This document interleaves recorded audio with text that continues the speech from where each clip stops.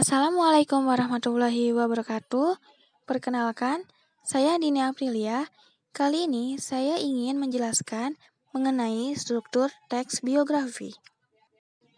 Struktur teks biografi dibagi menjadi 3 bagian, yaitu orientasi, peristiwa penting, dan reorientasi. Orientasi. Pada bagian ini menjelaskan tentang pengenalan mengenai tokoh. Nah, pengenalan mengenai tokoh itu apa saja? Pengenalan mengenai tokoh itu biasanya berupa latar belakang kehidupan tokoh, identitas tokoh, kisah-kisah masa kecil tokoh ataupun kisah-kisah kehidupan tokoh, latar belakang keluarga, latar belakang tempat kelahiran tokoh, ataupun kehidupan awal yang dilalui oleh tokoh tersebut. Lalu peristiwa penting. Nah, sesuai dengan namanya, peristiwa penting ini berisi tentang peristiwa-peristiwa penting yang dialami oleh tokoh. Peristiwa-peristiwa penting itu seperti riwayat pendidikan, penghargaan yang didapat oleh tokoh, ataupun karya-karya tokoh. Peristiwa penting yang terdapat pada teks biografi seorang tokoh biasanya diisi sesuai dengan urutan waktu. Lalu pada bagian terakhir dari teks biografi terdapat reorientasi. Nah, reorientasi ini merupakan bagian penutup yang berisi mengenai pandangan penulis kepada tokoh. Penulis membuat kesimpulan mengenai tokoh yang dikisahkan di dalam teks biografi tersebut. Pada bagian reorientasi ini merupakan bagian yang opsional, artinya bagian yang boleh dicantumkan ataupun boleh tidak dicantumkan. Berikut ini adalah contoh dari teks biografi. Ayo kita lihat teks ini. Teks ini merupakan teks biografi dari Sapardi Djoko Damono. Nah, coba kita lihat di paragraf pertama. Pada paragraf pertama, menceritakan tentang identitas dari tokoh Sapardi.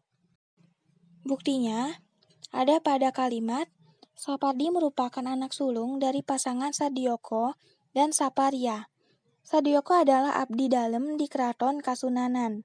Mengikuti jejak kakeknya, Sapardi lahir di Surakarta 20 Maret 1940. Ia adalah seorang pujangga kebangsaan Indonesia yang terkenal dengan puisi sederhananya. Lalu kita lihat pada paragraf kedua.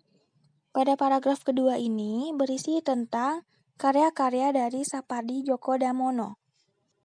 Nah, karya-karya dari Sapardi Djoko Damono ini ditulis berdasarkan urutan waktu.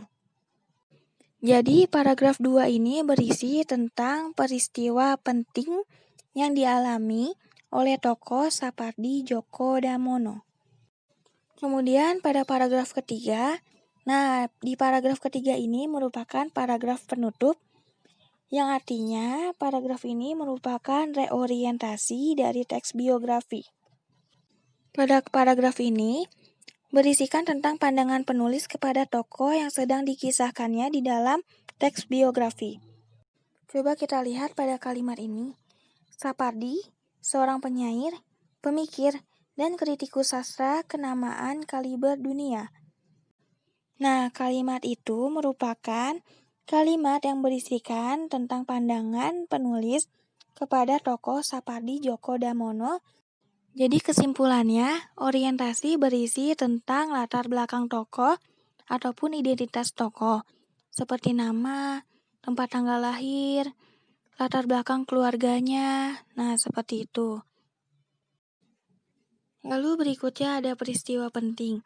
Nah, peristiwa penting ini berisi tentang karya-karya yang telah dibuat oleh tokoh tersebut, penghargaan-penghargaan yang didapatkan oleh tokoh tersebut, dan juga biasanya berisi tentang riwayat pendidikan dari tokoh tersebut. Yang terakhir adalah reorientasi. Nah, reorientasi ini berisi tentang pandangan penulis dari tokoh yang ia kisahkan di dalam teks biografi tersebut. Cukup sekian pembelajaran hari ini. Kurang lebihnya mohon maaf. Wassalamualaikum warahmatullahi wabarakatuh.